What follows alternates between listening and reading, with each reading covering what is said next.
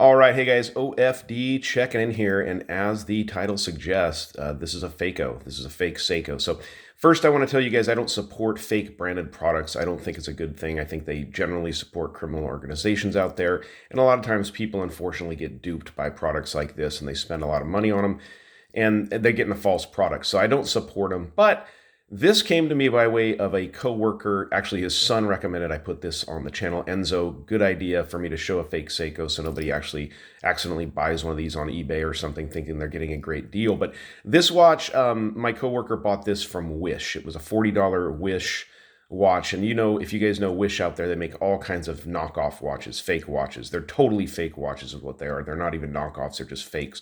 But anyways, so we actually met this week for a meeting, and I went up to his hotel room to talk about something. I noticed the Seiko on the clasp while he was eating a taco, and I was like, hey, you bought a Seiko, but I was like 5 feet away across the room, and he immediately said, it's fake. It's a fake. So interestingly enough, I had a real watch in the glove box in my car that I gave him so that I could do a review of this watch. But let's talk about it, and let's talk about how much is really wrong with this watch. So at first glance, there's a couple things that jump out to you right off, and those were very obvious to me when I first looked at the watch and actually took a closer look at it from like a foot away, and that was the color of the dial. The color of the dial is just way off on this watch.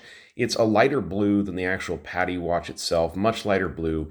Not really sure why that is. They just mismatched the color. When you look at it straight on, it looks kind of normal, but at an angle, it's a very light blue, and it's just the wrong color. Also, the bezel colors are off. You notice this is just a slightly different color blue than you're used to on the Seiko Pepsi bezels, and not only the colors, but the pip is off. The triangle itself and the pip. Actually, I have my Seiko SKX here, so I'll show you the difference, and you can just tell quality-wise by looking at them. Now, this is a totally different bezel, different watch and whatnot, but the handset should be pretty similar, and I want you to note the minute hand on this watch and how small that minute hand is. On the PADI, it does look a little bit smaller because of the red outline, but it's not that small. This is just way too small. Not only that, look at the lollipop on the back of the second hand spinning around there. It should be much more similar to the lollipop here on the Seiko SKX. Look how long it is, how far it comes back on the second hand. It's meant to be a counterbalance, you know, on the second hand there itself. So this is just really way off on a lot of different levels. Now, the other thing is the date window. Now, right here, you guys can see this date window is kind of stuck in between, and that's just the way it is. If you roll it over manually or anything like that, or let it roll over at midnight, it doesn't change that. It's just completely off all the time like that. So the bezel is a 120 click bezel, and it lines up pretty good. The one big thing is, look at the back play.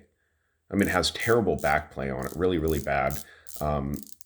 And like I said, the pip just doesn't line up right or anything like that. Now, the PADIs are supposed to have red at the minute marks, or the 5-minute marks here. And I think I'm trying to see if it has red on there. I guess it does. It's just really dark or kind of set back into there. So it pops a lot more on the regular PADI. So I'll get it up here closer so you guys can see the indices.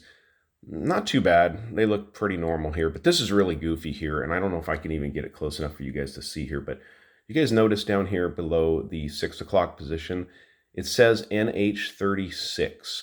Well, that's kind of goofy to put on a Seiko watch, because Seiko, the NH36 is their contract. That's the movement they send out for their contract watches. The 4R36 would be the watch that would, or the movement that would be running in the actual Seiko PADI. So again, it's like they made a fake and they messed up by putting their contract movement number down here on the dial. So it's like, come on, guys, think about it. Another thing is the brushing.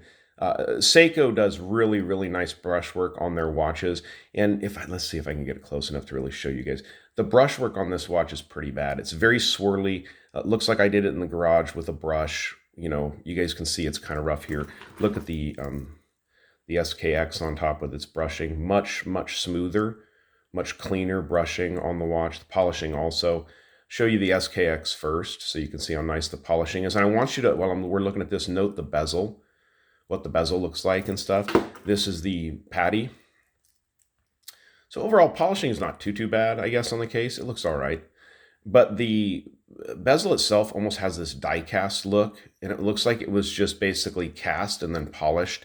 No finish work really done to it, so a little rough there. The bracelet's all right. It looks similar to the Seiko bracelet. One of the things I did notice is the finish work.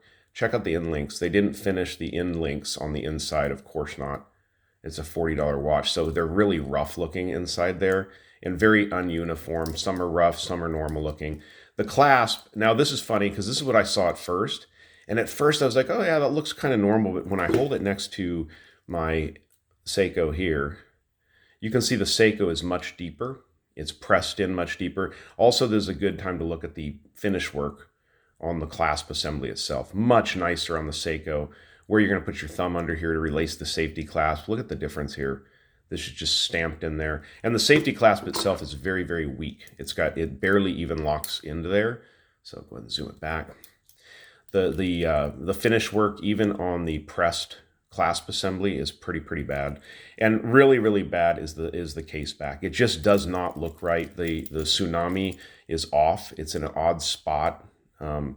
It's not done well. The wave is curling wrong. And then it has this kind of weird, it's hard to catch here, but it has this weird rainbow finish to the back of the case here. Now, I am going to pull the case back off of here, and we're going to look at the movement inside of here. So I want to see what the movement looks like. But just, you know, what I don't want to happen to you guys, and why I want to show this watch to you guys, is somebody could, you know, if you're getting new into watches, actually my friend is, my coworker, he's getting into Seiko watches, and if you didn't know any better, and somebody had one of these on eBay, and you just saw it from a picture, and they had it for like 140, 150 bucks, you might be duped into buying it because you'd think somebody was just flipping a watch where you're actually buying a fake Seiko. And so that's why I want to show you guys this watch. So these are one of the most commonly faked ones out there. As a matter of fact, if you Google Seiko PADI SRP, I can't remember, SRP 821 or whatever it is, you Google it, you'll come up with these at 40 bucks at Wish. They pop up right in the Google search. For some reason, this is a very, very faked watch. So let's go ahead and pause it for a second and open up the case back. I'm not going to put this watch on my 7-inch wrist. You guys have seen these before on my wrist, but I'll go out with a Lume shot so we can just check out the Lume. But let's open the case and see what movement's in here. All right, so the case back was super, super loose on this thing. I mean, I barely had to turn it at all with my tool. This is the tool I use for taking a case back off. I really like that one, but very, very loose. So let's go ahead and spin this off of here. I got cross-threaded there. There we go. Let's pull it off and see what we got in here. Now,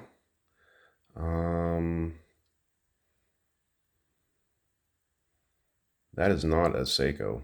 I can tell you that much, guys. That is not an NH 436 movement there. I'm not quite sure what that is. This looks like a Chinese knockoff of trying to get that rotor to move there. Yeah, this is going to be some sort of a Chinese knockoff, but definitely not a Seiko movement. You can see that big plastic case holder in there, but yeah, so, you know, it says on there that it's got an NH36 in it, which is a very inexpensive movement. I mean, they're like, well, they're not for a $40 watch. An NH36 is about a $25, $30 movement. So it'd be too expensive to put in a $40 Wish watch. So of course you're not going to get a Seiko movement. This is some Chinese knockoff something, you know, but probably going to run you about 6 to 8 months and then take a dump on you. So let's go ahead and I'll throw the case back on, then we'll check out what kind of Lume this watch has on it. All right, so if we're going to show the Lume, why not show it next to a real Seiko? And I think it's kind of funny because the SKX has been sitting there in the background sucking up some of that studio light, and if you notice, it's already glowing, and the fake watch is not, which is an indicator right there. So, I mean, we shouldn't need to put too much light on a Seiko watch for it to start glowing, and with the SKX, you definitely don't need to. So it's got some, you know, it's got some Lume on it. It's definitely got some decent Lume to it. But yeah, it's no Seiko. Look at the Seiko Lume. Look at it blowing up over here on the right-hand side. So yeah, guys, I mean, the biggest reason, like I said, I wanted to show this watch was it was a suggestion from Enzo. Again, Enzo, thanks a lot for suggesting I show this watch. And really, buyer beware out there. If you guys are looking on eBay and you see some ultimately cheap or inexpensive Seiko for, you know, under $200 or something like that for a PADI, be very, very careful and make sure you know what the fake ones look like. So, all right, guys, thanks for watching the video. Give me a thumbs up down there if you like the video, and if you've not subscribed to the OFD channel yet, please do. Please do. Thanks, guys.